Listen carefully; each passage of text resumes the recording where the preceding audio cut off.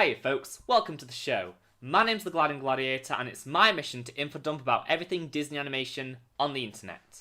And we are back with part 2 of the Ghost and Molly Mcgee catch-up, as today we're going to be watching Season 1, Episodes 6 and 7. I'm not gonna lie, I do know quite a bit about what happens in these episodes, and I cannot express my hype enough, as this is the point where the show starts getting really good. The stories are going to get more ambitious, we're going to start diving into the characters more, and the songs are only going to get bigger and better from here on out, so here we go. And we're starting with episode 6A, Mazel Tov, Libby. I am really excited to get a Libby-centric episode that can really develop her more, as well as introduce us to the rest of her family, and as always, a Disney show exploring and teaching its audience about other cultures and religions is only ever a good thing. But yeah, that's all I have to say, so let's jump right in. Okay, here we go. The Ghost and Molly Mcgee, Season 1, Episode 6A, Mazel Tov, Libby. In 3, 2, 1. I haven't seen an episode of this show in weeks, and I'm just, oh, it makes me so happy. It's pure joy. Ooh, good title card music. Ooh, a bat mitzvah. I think it's pronounced bat mitzvah. For months I've been studying Hebrew, practicing my Torah portion, and trying on dresses which have given me stress hives and contact hives. These bat mitzvah parties are insane! An ice volcano and hot fudge lava? And is that atomic pink? Oh yeah, but you've already had Atomic Pink perform. Best friends bat mitzvah. Magical Jewish sweat. Finally! Oh my god! I've been waiting for this song! Prepare to be blown away. It's a proper musical number! Endless buffets. Trapeze displays were showered with gifts as we dance. Oh, and it's a Molly and Scratch duet too!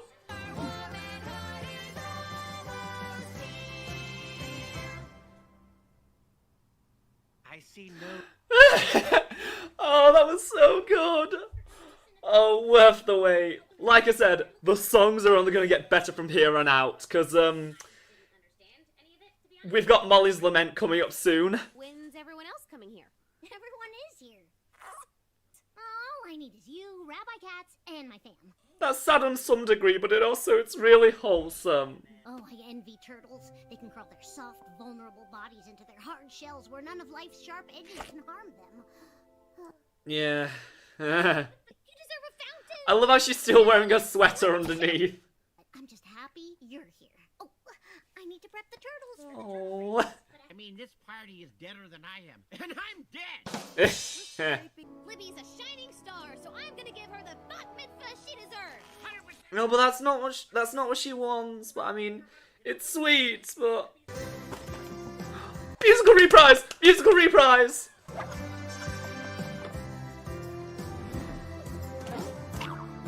At least they're keeping the turtle stuff because they know she likes it.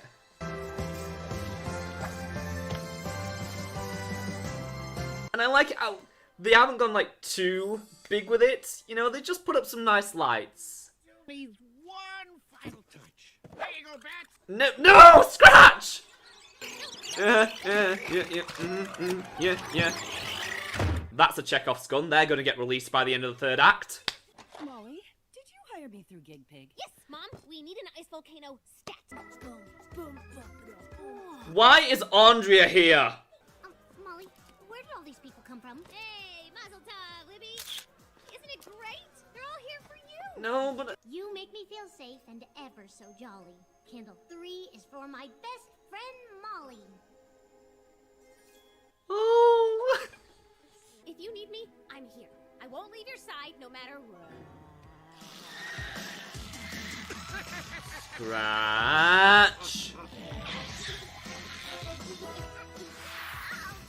No. Can't have you opening this closet. There's a ghost in there.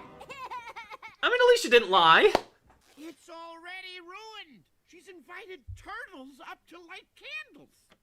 Turtles are what Libby wanted, okay? Well, Libby can have sad turtles or friends at her party, but she can't have both. What's one thing no middle schooler can resist?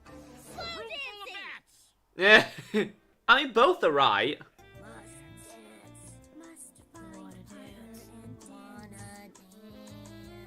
This isn't disturbing at all. This party is back on track. May I have this dance, milady? I don't know what you expect to happen here, my dude. No!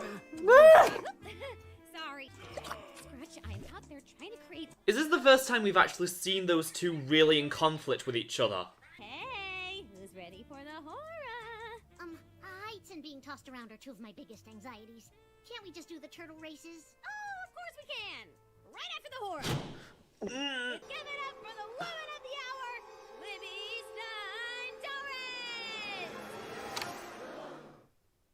I didn't want a big party. I didn't want all these people. So, what was it that you wanted? To spend time with you! Oh, sorry, it's the hormones. But the feeling...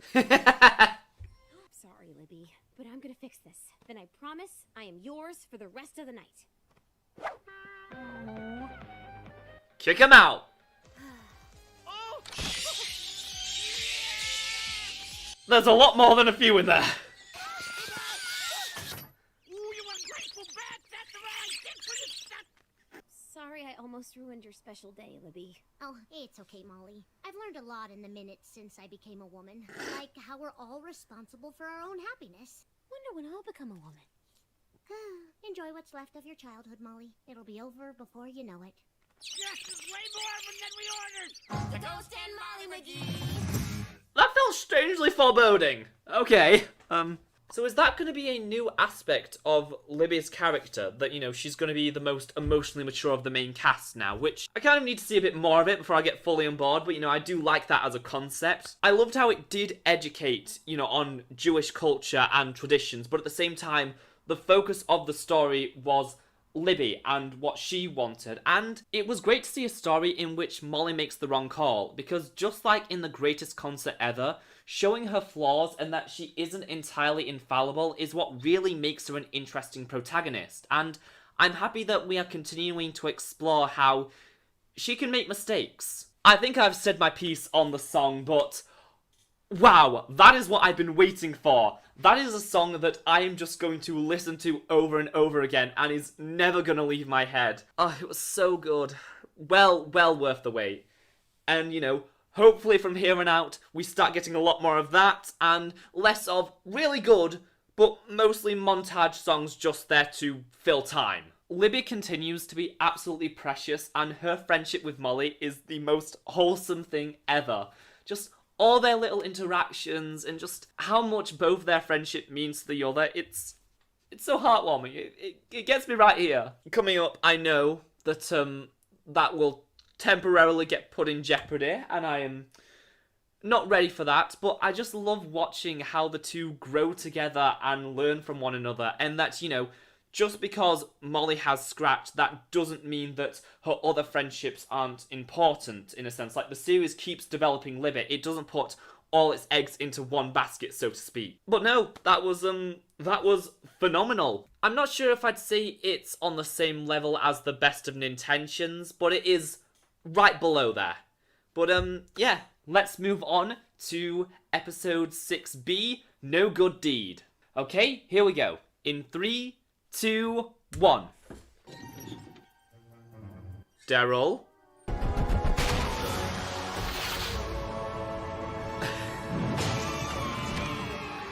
I guess we're finally going to be exploring Daryl, because that is kind of the last family member we have to do a full episode on. And they haven't really done much since the first episode where they introduced his troublemaking tendencies. They haven't really done too much with that. Considering this is the 27th report in your file in 3 weeks, the punishment will have to be severe. Okay, so they've only been there 3 weeks. Good to know. He's a clear and present menace. Oh, come on. He's a kid. The only menace around here is Miss Lightfoot and that stinky salmon she microwaves in the teacher's lounge. I have a vitamin D problem. Take a supplement. Supplements are... Okay, now I want an episode all about the teachers. So, what's happening in there? Oh, they're fighting. It's chaos. Fighting? Who's winning? Is it Daryl? He's taken at least 1.5 Taekwondo classes. Molly takes things a little too literally. It wouldn't be a Disney TVA show if the protagonist wasn't neurodivergent in some way.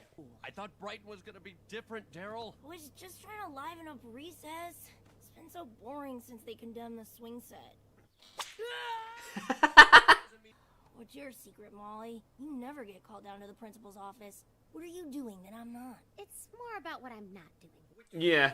Welcome, class, to my first ever seminar, How to Be... Whoa! Being good's for suckers. Step 1, think about others.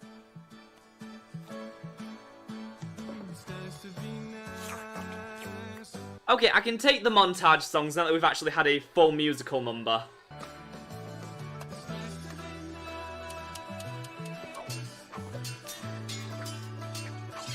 I really do think their friendship is really cute.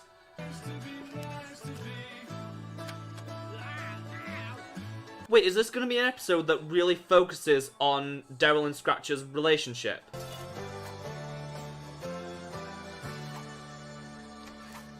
Aww. Oh, he's actually trying.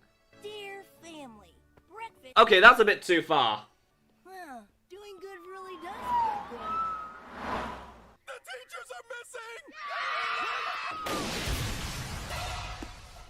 Wow, this worked out great. Wait, you did this? No, sis. We did this. Oh, The problem? Teachers ruin all the fun. But how to get... no! There was a prisoner pickup nearby because of our highway cleanup. Those orange jumpsuits to blend in on the bus.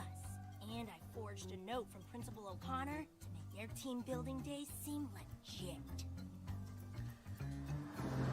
Oh my god! Look, I made everyone happy. You made the kids happy, but what about the teachers? Do you think they're happy? In prison? Teachers have feelings? Where does it end?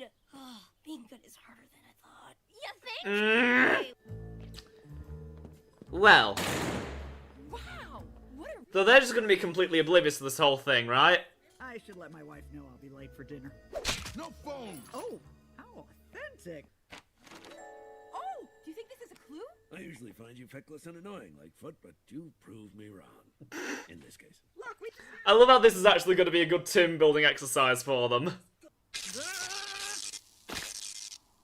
Is he dead? I don't think a ghost can die. Yeah. 83. Got away with that one. They're actually going to break out of prison. Which isn't breaking out itself a crime. So even though they didn't do anything to get out of prison, if they break... Moving on.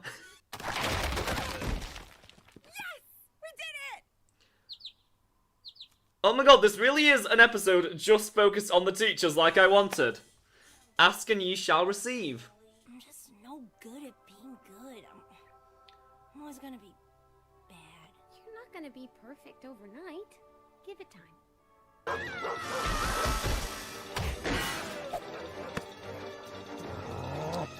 And this is where they start a prison fight.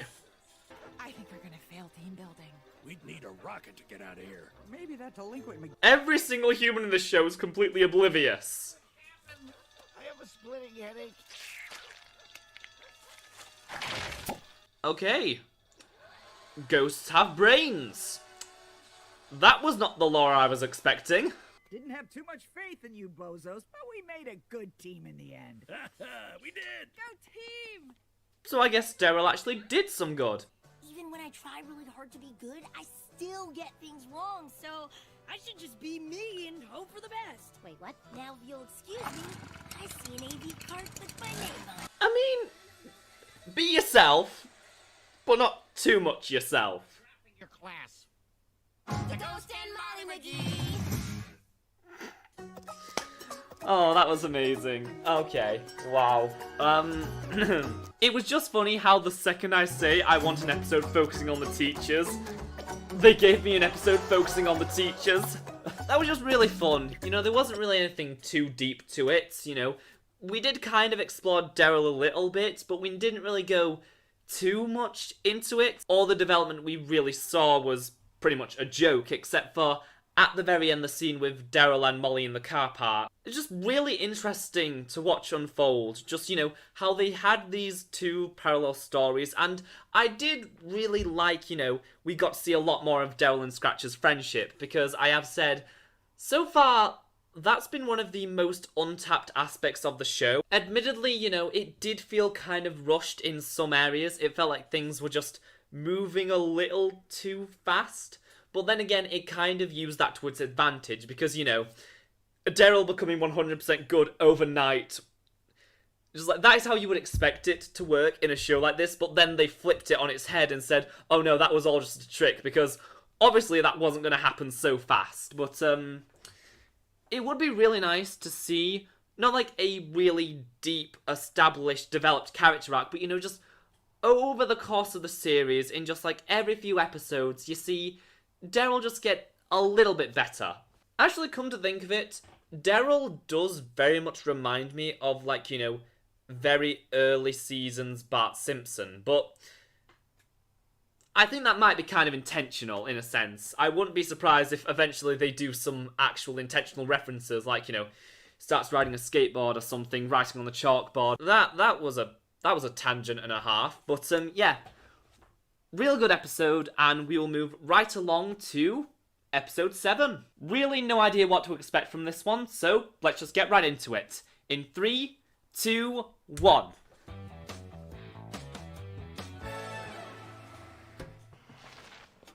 Here she is, Midwest Monthly. I've waited 4 weeks for this. Is that a magazine like with staples? You know you can read it way earlier online, right? And miss out on that new magazine smell. I mean, I relate. I still collect DVDs.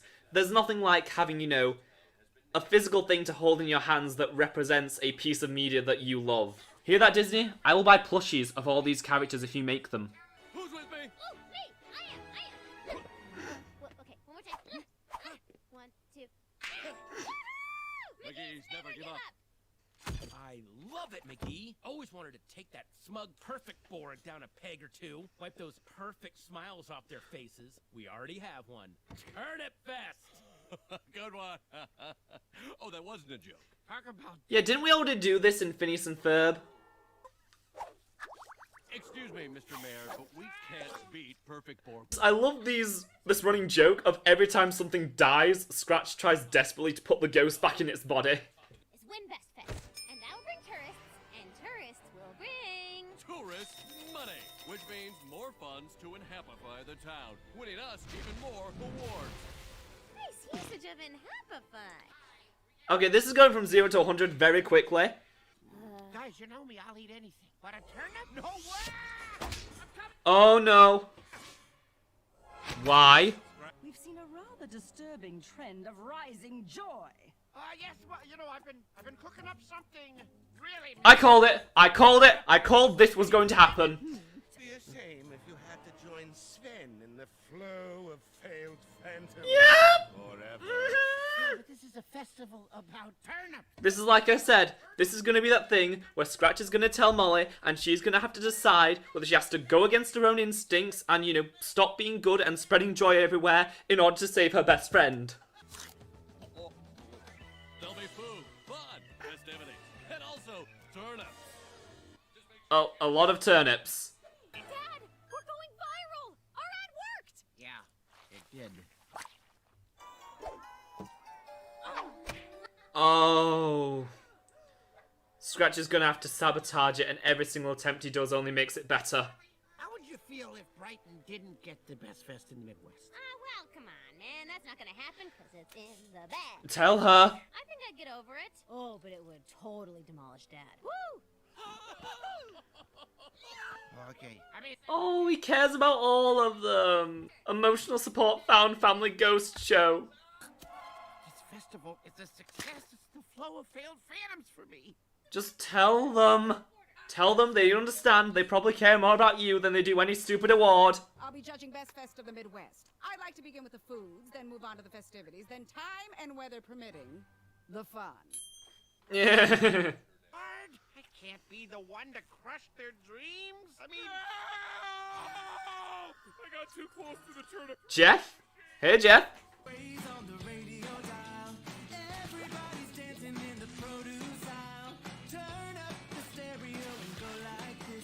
Oh. Yep. The one thing I will say about the montage songs is there are a lot of distinct musical styles here, and they pretty much nail all of them. Again, very similar to how Phineas and Ferb did. Just tackling every single music genre and just never missing a beat. Oh, no, go back to Libby. Go back to Libby. Time and weather be damned, the fun's begun. Well, that was a delight. Okay, but Scratch, if you tell Molly, she'll understand and might help you. Now, excuse me, I'm needed at the turnip mascot contest. Dad, you're doing it! Now it's time to smash the turnip! No. Ms. Eva Hernandez of Midwest. Like, I'm happy for all of you, but... Scratch, if you're just honest with them. This is getting serious. The clock is ticking here. This is the first time the show has ever got me really tense about something. Whoa, failed phantom style! Go, Jeff, wait! I am not losing my best friend!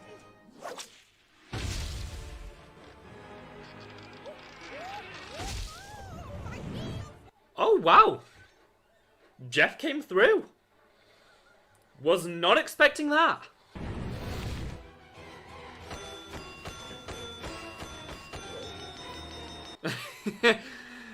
Oh, that felt like another Phineas and Ferb reference to, Bolarama Drama. That's the episode. Yeah, it was a bad idea.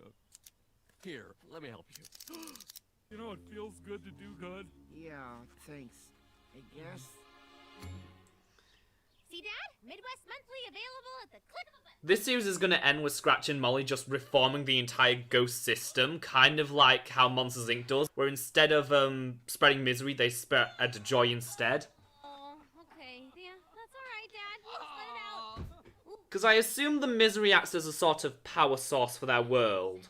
You know, sometimes being friends with the colossal screw-up isn't so bad. Aww. Right in Motor Lodge.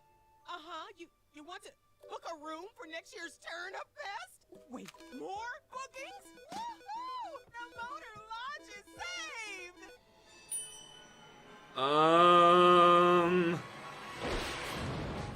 Alright, so we have a ticking clock. We have a ticking clock of about a year.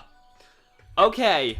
I'm kind of amazed. I'm kind of amazed because that's like the first time I've ever just been on the edge of my seat with an episode about this show when it was an episode about turnips. Oh, I guess that's kind of just the series this is, but no, we're getting close to it. We're getting close to it. That thing that I've talked about previously about how Scratch is going to eventually have to tell Molly about this. And she is going to have to make the very difficult decision to either stop what she's doing, stop, being the light of everyone's life and spreading all this joy and making Brighton the best place ever.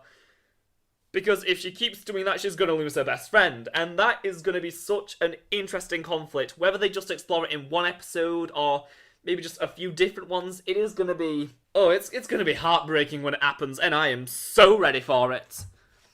But just... That was a good, check-in point for Scratch's development, where we see, he's been making too much progress to turn into a good person. A little too much progress because now he is in serious danger. That was the hook episode.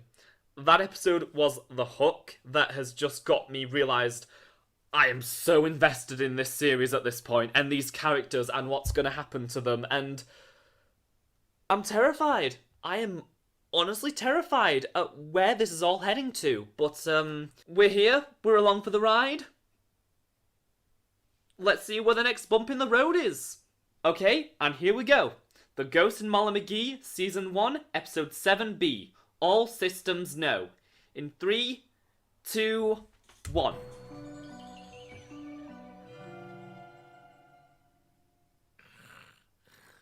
It's been a while since we've seen Scratch in his little dollhouse.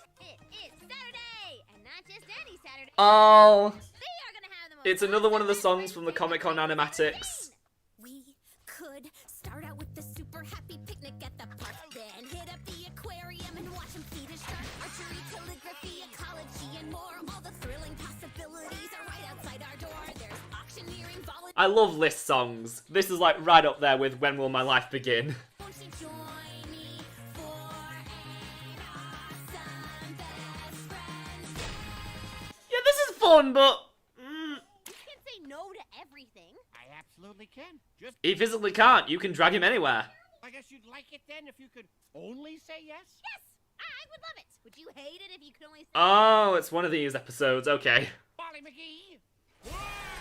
Until midnight, one of us can only say no. And the other can only say yes. Molly, get back! It's not safe. We've got a bee in our home. So you're antagonizing it with the broom? Oh, Yeah. Release him outside. can I release the bee outside? No! So far, I'm loving this curse.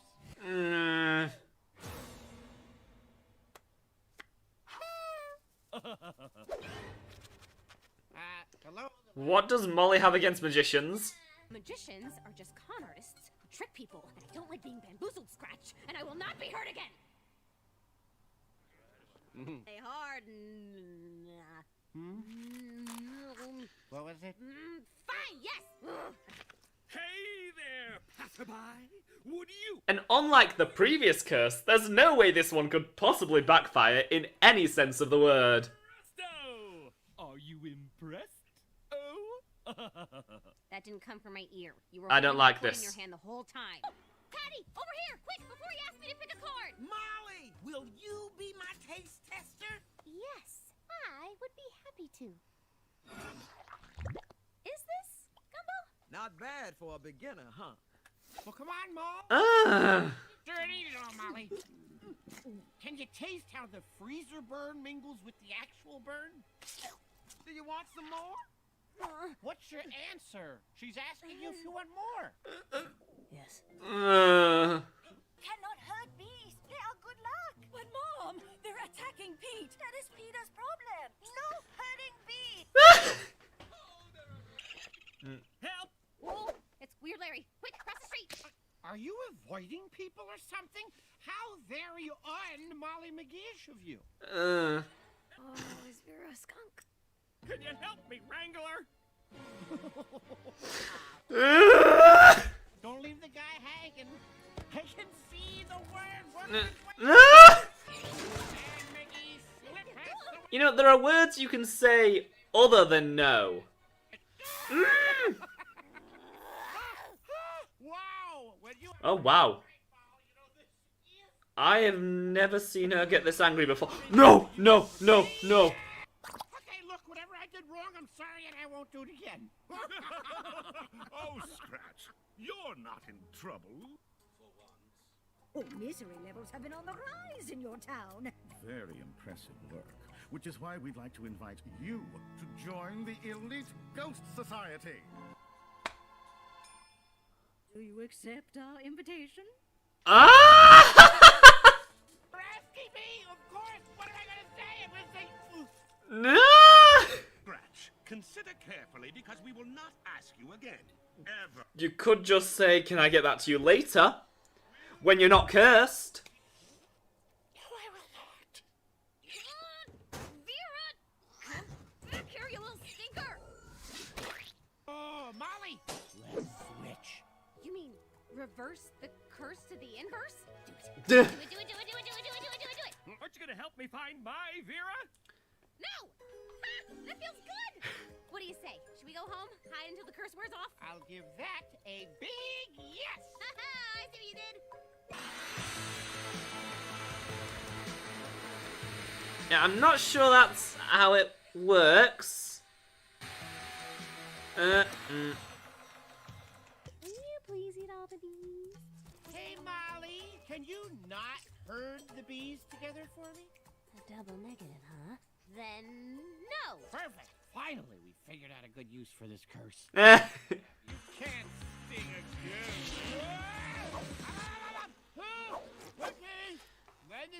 What are the rules here? What can...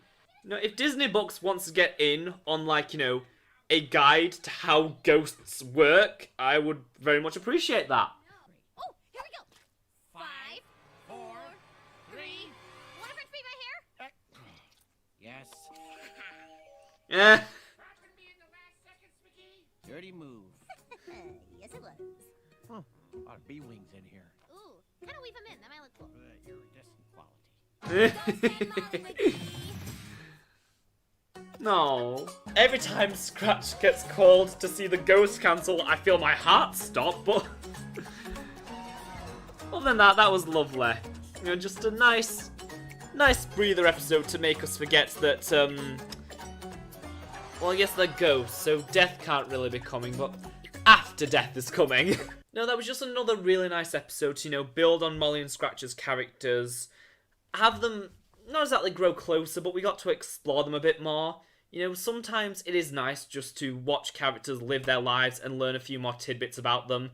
Like, Molly having that thing with close-up magicians, seeing them all as shysters, and, you know, not wanting to be fooled again, which, very interesting. I get the feeling we're going to come back to that at some point. I'm really surprised they dropped the whole Scratch wanting to join the High Ghost Council this early on. Because, like, you'd think they could make that, you know, something big, something like he's constantly working towards, which... I don't know if that's a joke, and if they are actually ever going to ask him again. They're doing some weird things with this show. They're taking them in very unconventional directions, and I can't say that I'm not very entertained and intrigued by all this. But, yeah, that's pretty much all I have to say on that one. There wasn't really too much to it, just a lot of really fun jokes and some nicely animated sequences. You know, I did like the rest of the family dealing with the bees. As I have just been reiterating, these 4 segments and 2 episodes were just incredible.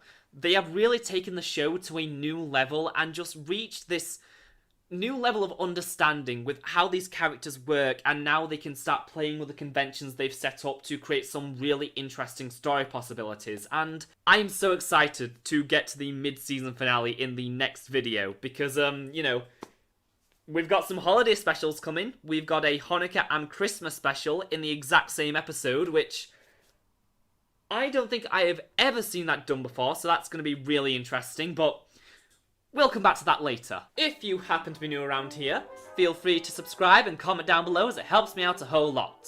Also, liking the video wouldn't hurt either. And as always, a huge massive thank you to the wonderful, beautiful soul Caleb Abington for supporting me over on Patreon. If you want to support the future of this channel and me as a creator, you can do so by heading over and becoming a member of my Patreon, which will be linked in the description and comments down below. But of course, it's entirely optional, and I greatly appreciate every single person who watches and enjoys my content.